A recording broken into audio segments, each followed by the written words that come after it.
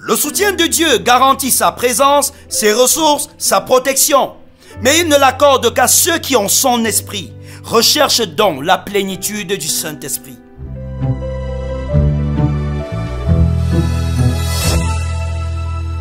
Vous êtes bénis, vous qui avez la grâce d'écouter les délices de la parole de Dieu au travers du breakfast. Et ce matin, notre breakfast s'intitule « Rempli du Saint-Esprit pour expérimenter le soutien de Dieu » et est inspiré de Ésaïe 42, verset 1 qui dit ceci.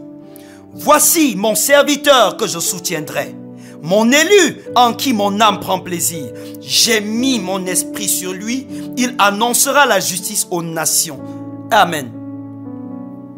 Le chapitre 42 d'Ésaïe commence par « Voici mon serviteur que je soutiendrai ». Ceci révèle clairement que Dieu ne soutient pas tout le monde. Que plusieurs prétendent faire des choses pour Dieu ou au nom de Dieu, mais Dieu n'est pas en accord avec eux. Il est très risqué de passer des années sur la terre au milieu des combats et des difficultés, des humiliations et des frustrations et de toutes sortes de trahisons en croyant être dans le plan de Dieu et d'entendre au jour du jugement que Dieu n'était pas en accord avec votre vie.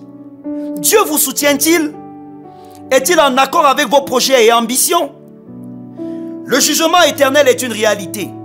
La mort ne met pas fin à tout, mais ouvre devant vous la porte de la salle du trône, devant lequel vous devrez rendre compte à Dieu de votre vie. Pour ne pas être surpris par le jugement final, vous devez commencer par vous juger vous-même au quotidien en vous interrogeant sur la contribution de ce que vous faites à l'agenda de Dieu pour votre vie. Vous ne serez récompensé au ciel que pour les choses que Dieu vous a demandé de faire et non pour vos initiatives personnelles.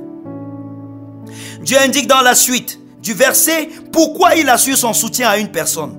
Il soutient celui sur qui il a mis son esprit. Si le Saint-Esprit n'est donc pas dans votre vie, alors Dieu ne vous soutient pas.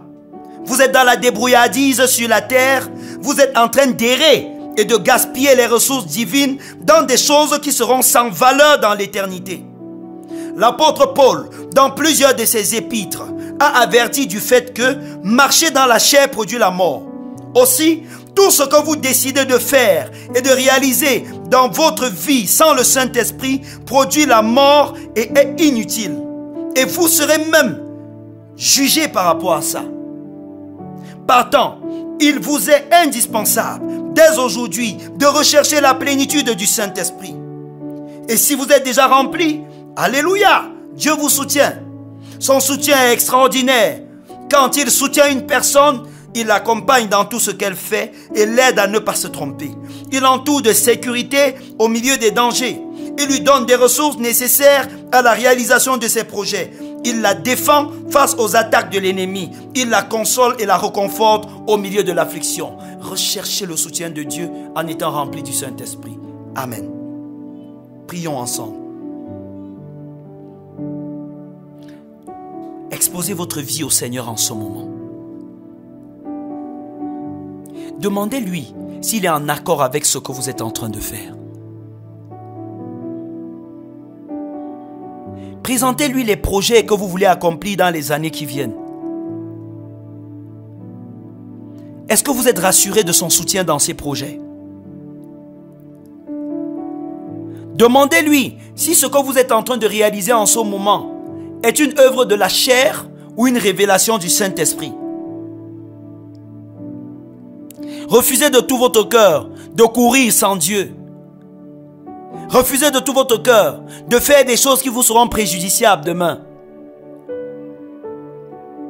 Oh, soupirez après la conduite du Saint-Esprit dans votre vie.